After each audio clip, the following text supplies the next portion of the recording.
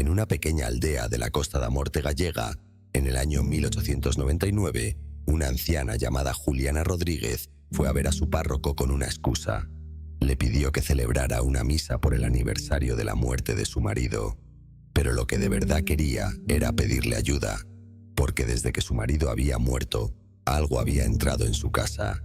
Algo que movía los muebles de sitio mientras dormía, que vaciaba los huevos por dentro sin romper la cáscara, que removía las brasas de la lumbre sin que nadie se acercara, algo que le arrancaba el pelo, que la golpeaba, que la arañaba en la oscuridad. Juliana tenía miedo de contarlo, tenía miedo de que nadie la creyera. Esperó 5 meses antes de pedir ayuda, 5 meses sola en esa casa con su nieta, con lo que fuera que hubiera entrado cuando su marido se fue. Ann Jones es una aldea de la parroquia de San Fiz, en el municipio de Ponteceso, en la provincia de A Coruña.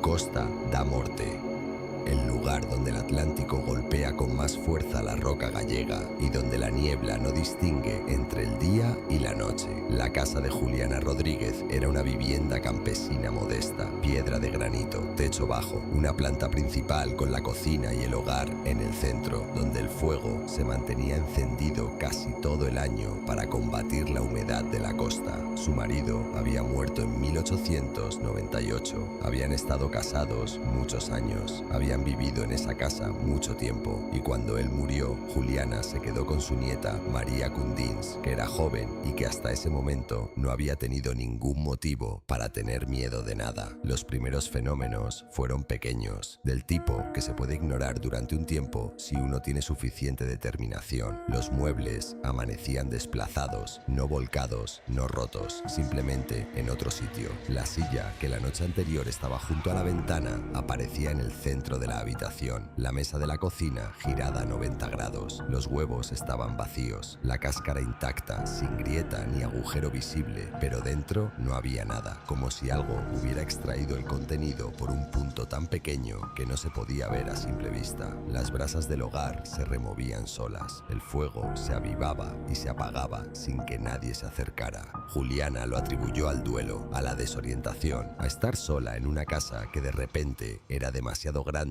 para 2 personas, hasta que empezaron los ataques. Juliana describió después lo que le ocurría con una precisión que resultaba difícil de inventar.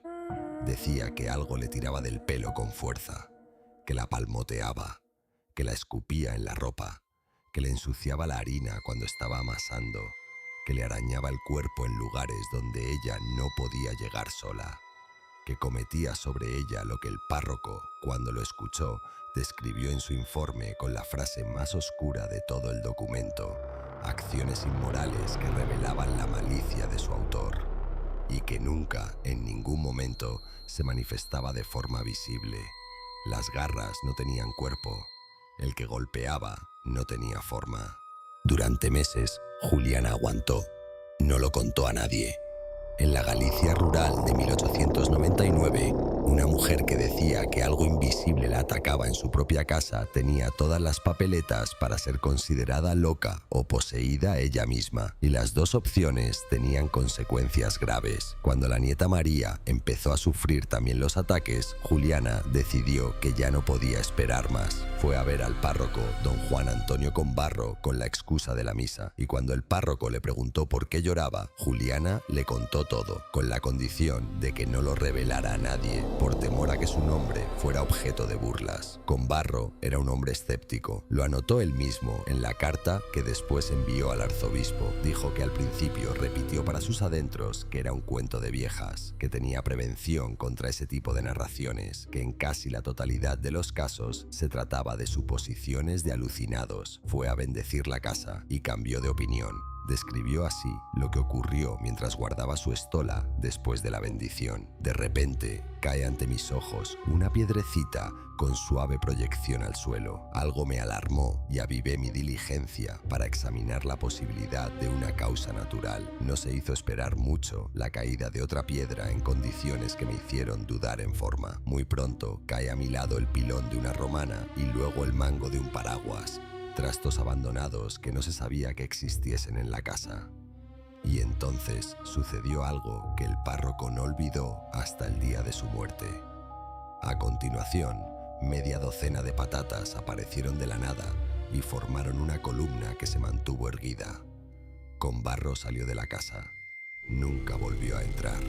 Lo que ocurrió después es lo que convierte a Casa do Demo en algo distinto a cualquier leyenda popular. El párroco Conbarro no guardó silencio. Escribió un informe detallado y lo envió al arzobispo de Santiago de Compostela, el cardenal Martín de Herrera. El arzobispo nombró una comisión de investigación. El juez municipal de Ponteceso declaró ante ella bajo juramento. El notario del pueblo, don Vázquez Amarelle, se desplazó a la casa y levantó acta oficial de los fenómenos que presenció. Esto no es una leyenda. Esto tiene documentación eclesiástica, judicial y notarial. El periódico El Eco de Santiago publicó las primeras crónicas en mayo de 1900. Describía lo que vecinos, autoridades y religiosos habían presenciado en la casa de Juliana con una precisión que sus redactores claramente no sabían cómo procesar. A la anciana le tiraban del cabello, por la ropa, hasta rasgársela, la palmoteaban, la escupían. Los que presenciaban los efectos solo veían el movimiento con fuerte tensión, pero sin el agente. Muchos interesados en conocer al agente invisible recogían las patatas, piedras, etc. y las marcaban. Sin verlas desaparecer, volvían enseguida partidas en dos, con el jugo fresco por la rotura. Las marcaban, las lanzaban y volvían partidas en dos, con el jugo fresco en el corte. Alguien o algo las estaba partiendo en el tiempo que tardaba en verlas desaparecer y volver. La Iglesia autorizó finalmente el uso de exorcismos y todos los remedios eclesiásticos disponibles. El exorcismo nunca llegó a practicarse, porque cuando Juliana y María abandonaron la casa temporalmente para refugiarse en casas de familiares, los fenómenos cesaron por completo. Todo paró. La casa quedó vacía. Y lo que fuera que había dentro, se quedó dentro. Una de las explicaciones que circuló entre los vecinos de Ann Jones era que el marido de Juliana, antes de morir, había pertenecido en América a una sociedad de espiritistas, que a su vuelta a Galicia había traído libros y que quizás el difunto estaba intentando comunicarse con ella de alguna manera, de una manera que, si así era, no debería poder volver a visitar nadie. Juliana Rodríguez murió pocos años después de abandonar la casa. Su nieta, María Cundins, emigró a América. Nadie en Ann Jones volvió a saber nada de ella. No hay registro de si lo que había en la casa la siguió o la dejó ir. La casa permaneció vacía durante 100 años. Hace unos años, un joven biólogo llamado Javier Nogueira la restauró y la convirtió en una casa de turismo rural. Desde entonces, no ha ocurrido nada extraño. Hay 4 documentos que certifican lo que ocurrió en esa casa en 1899 y 1900. Un informe eclesiástico enviado al arzobispo de Santiago. Un expediente de investigación de la curia compostelana con declaraciones bajo juramento del juez municipal. Un acta notarial levantada por el notario de Ponteceso que presenció los fenómenos en primera persona. Y las crónicas del periódico El Eco de Santiago, que puso a disposición de sus lectores la carta del notario y el informe del párroco para que cualquiera pudiera verificarlos. 4 documentos oficiales, 4 fuentes independientes, 4 personas sin ningún motivo para mentir que describieron la misma cosa. Piedras que caían de la nada, patatas que se partían solas con el jugo fresco en el corte, garras invisibles que arrancaban el pelo y arañaban en la oscuridad. Lo que sea que vivió en esa casa con Juliana Rodríguez durante 5 meses después de que muriera su marido, lo que sea que esperó dentro durante 100 años mientras la casa estaba vacía, hoy duerme a pocos metros de donde duermen los turistas que la reservan para pasar el fin de semana en la Costa da Morte. Y no ha vuelto a hacer nada. Que sepamos. Hasta la próxima noche.